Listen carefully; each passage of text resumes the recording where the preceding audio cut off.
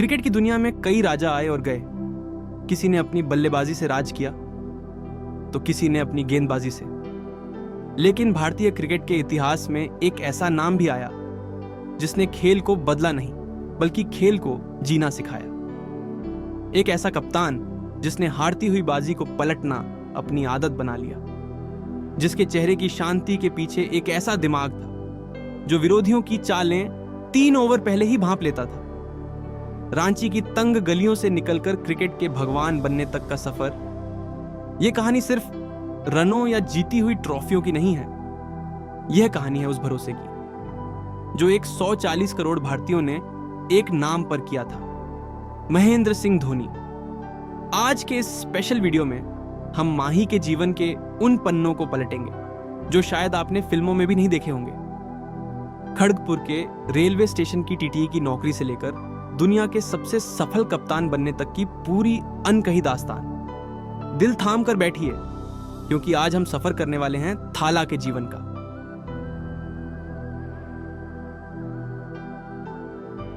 यह कहानी शुरू होती है 7 जुलाई 1981 को बिहार के रांची, जो अब झारखंड में है, के एक मध्यम वर्गीय परिवार में। पान सिंह तोमर, जो मेकॉन कंपनी में एक पंप ऑपरेटर थे, और देवकी देवी के घर एक बालक ने जन्म लिया जिसका नाम रखा गया महेंद्र। बचपन में माही को क्रिकेट से कोई खास लगाव नहीं था। उनका पहला प्यार था फुटबॉल। वो अपनी स्कूल टीम के बेहतरीन गोलकीपर थे। इसके अलावा उन्हें बैडमिंटन और टेबल टेनिस खेलना भी बेहद पसंद था, लेकिन नियति ने उनके लिए कुछ और ही तय कर रखा था। जब माही 12 से 13 साल के थे तब उनके स्कूल जवाहर विद्या मंदिर के स्पोर्ट्स टीचर केशव रंजन बनर्जी की नजर धोनी की गोलकीपिंग स्किल्स पर पड़ी। बनर्जी सर को अपनी स्कूल टीम के लिए एक विकेट कीपर की तलाश थी। उन्होंने धोनी से कहा, तुम फुटबॉल की गेंद पकड़ते हो, अब क्रिकेट की लेदर बॉल पकड़ो। धोनी ने विकेट कीपिंग तो शुरू कर दी, लेकिन जब उन्होंने पहली बार बल्ला थामा तो रांची के कमांडो क्रिकेट क्लब के लोग हैरान रह गए। टेनिस बॉल से लंबे लंबे छक्के मारने वाले धोनी को अब लेदर बॉल की आदत हो चुकी थी। वो बिना किसी फॉर्मल कोचिंग के सिर्फ अपने नेचुरल रिफ्लेक्सेस के दम पर गेंदबाजों की धज्जियां उड़ा रहे थे।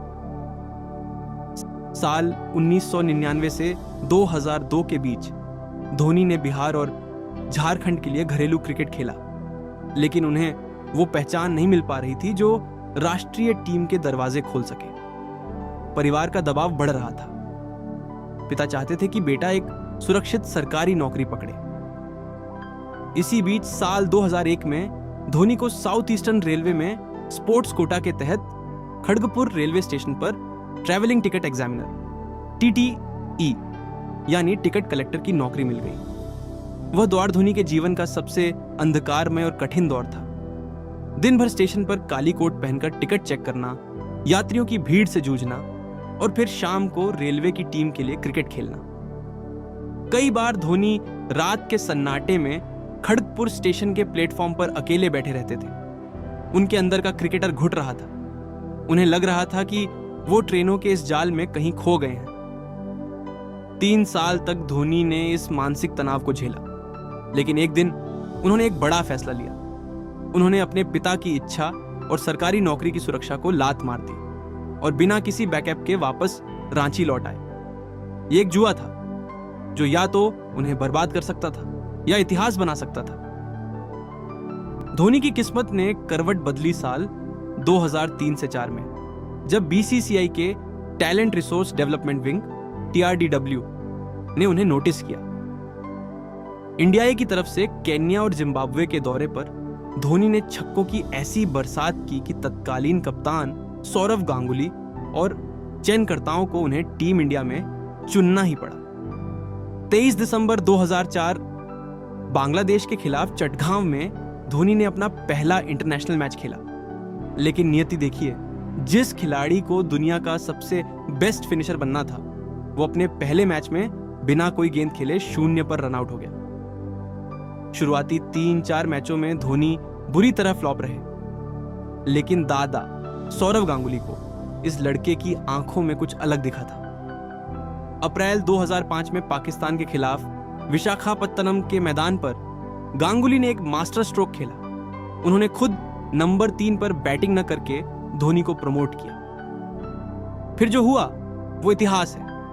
लंबे सुनहरे बाल, चेहरे पर बेखौफ मुस्कान और पाकिस्तानी गेंदबाजों की बेरहमी से कुटाई।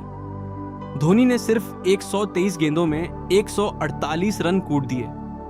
इसके कुछ महीनों बाद ही जयपुर में श्रीलंका के खिलाफ नंबर 3 पर आते हुए नाबाद 183 रन बनाए, जिसमें 10 गगनचुंबी छक्के शामिल थे। दुनिया को पता चल चुका था कि भारत को एक ऐसा विकेट कीपर बल्लेबाज मिल गया है जो विरोधी टीम के मन में खौफ पैदा कर सकता है। साल 2007 भारतीय क्रिकेट के लिए सबसे काला साल साबित हो रहा था। वेस्टइंडीज वर्ल्ड कप में शर्मनाक हार के बाद सीनियर खिलाड़ियों ने पहले T20 वर्ल्ड कप से अपना नाम वापस ले लिया। टीम पूरी तरह बिखर चुकी थी। ऐसे में सिलेक्टर्स ने एक 26 साल के युवा खिलाड़ी के हाथों में टीम की कमान सौंपी, महेंद्र सिंह धोनी। कोई उम्मीद नहीं थी, कोई अनुभव नहीं था, लेकिन धोनी के पास एक विजन था। उन्होंने युवाओं की एक ऐसी फौज तैयार की जो बिना किसी डर के खेलती थी। और फिर आया वो ऐतिहासिक पल, 24 सितंबर 2007, भारत बनाम Pakistan T20 world cup final. आखिरी ओवर में पाकिस्तान को जीत के लिए 13 रन चाहिए थे। क्रीज पर मिसबाह उल हक थे जो फॉर्म में थे। हर कोई सोच रहा था कि धोनी अनुभवी हरभजन सिंह को ओवर देंगे, लेकिन धोनी ने गेंद थमा दी एक अनजान गेंदबाज जोगिंदर शर्मा को। यह पागलपन था या मास्टरमाइंड की चाल? पहली गेंद वाइड, दूसरी पर छक्का। धड़कनें रुक चुकी थी, लेकिन अगली ही गेंद पर मिसबाह ने स्कूप शॉट खेला। श्रीसंत ने कैच पकड़ा और भारत पहला T20 वर्ल्ड चैंपियन बना। इसी दिन दुनिया ने देखा कि धोनी सिर्फ एक बल्लेबाज नहीं, बल्कि एक चतुर रणनीतिकार है। यहीं से जन्म हुआ कैप्टन कूल का। 2007 की जीत तो बस एक शुरुआत थी। धोनी के नेतृत्व में टीम इंडिया ने वो मुकाम हासिल किए जो कभी नामुमकिन लगते थे। 2009 में भारत इतिहास में पहली बार टेस्ट रैंकिंग में नंबर 1 बना, लेकिन देश की आंखें प्यासी थीं एक और चीज के लिए। 28 सालों से अधूरा पड़ा वनडे वर्ल्ड कप का सपना। साल 2011 भारत की सरजमी पर वर्ल्ड कप फाइनल में श्रीलंका ने भारत के सामने 275 रनों का मजबूत लक्ष्य रखा। सहवाग और सचिन जल्दी आउट हो गए। पूरा देश सन्न था। जब इनफॉर्म युवराज सिंह को बैटिंग के लिए आना था, तब धोनी ने सबको चौंकाते हुए खुद को प्रमोट किया और नंबर 5 पर आ गए। मुथैया मुरलीधरन के स्पिन जाल को काटने के लिए धोनी का यह फैसला ऐतिहासिक था। धोनी ने नाबाद 91 रनों की पारी खेली और रात के 10:21 पर जब धोनी ने नुआन कुलशेखरा की गेंद पर वो आइकॉनिक छक्का मारा, तो सिर्फ वानखेड़े स्टेडियम ही नहीं, पूरा भारत झूमा। सचिन तेंदुलकर का वो सपना जो 22 सालों से अधूरा था, उसे इस रांची के लड़के ने पूरा कर दिया। इसके ठीक 2 साल बाद 2013 में धोनी ने इंग्लैंड की धरती पर युवा टीम के साथ ICC चैंपियंस ट्रॉफी जीती।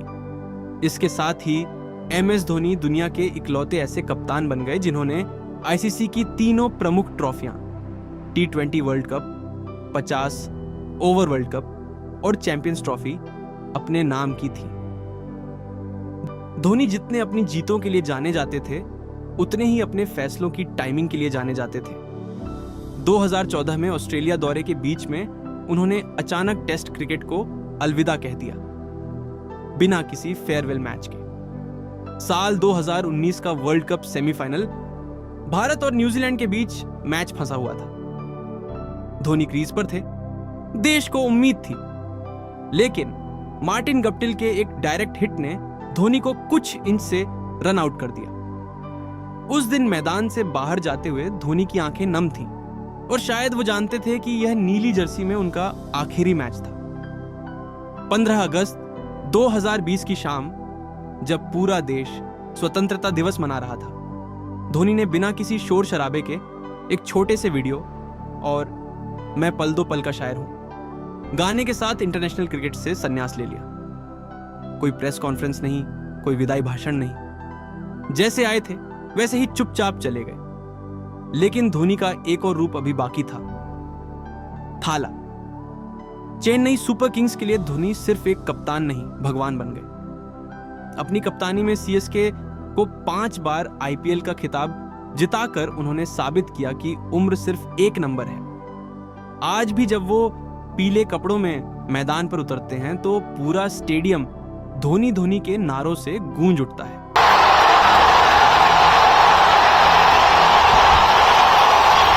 महेंद्र सिंह धोनी का जीवन हमें सिखाता है कि आपके साधन कितने भी सीमित क्यों ना हो, अगर आपके इरादे मजबूत हैं और दिमाग शांत, तो आप दुनिया के किसी भी कोने से आकर इतिहास रच सकते हैं।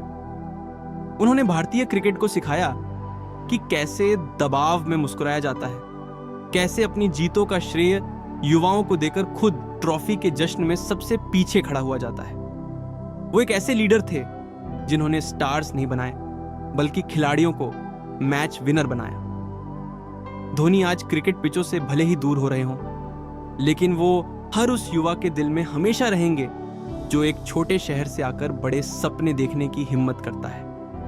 नंबर 7 की वो जर्सी अब शायद कभी टीम इंडिया में किसी और को ना मिले, क्योंकि धोनी जैसा ना कोई था और ना कोई होगा। दोस्तों, धोनी का कौन सा पल आपका सबसे पसंदीदा है? क्या वो 2007 का जोगिंदर शर्मा को ओवर देना था, या 2011 का वो विजयी छक्का? हमें कमेंट सेक्शन में जरूर बताएं। अगर आपको MS धोनी के जीवन का यह सफरनामा पसंद आया हो तो इस वीडियो को लाइक करें, अपने दोस्तों के साथ शेयर करें और हमारे चैनल को सब्सक्राइब करना ना भूलें। मिलते हैं अगले वीडियो में, तब तक के लिए जय हिंद, वंदे मातरम।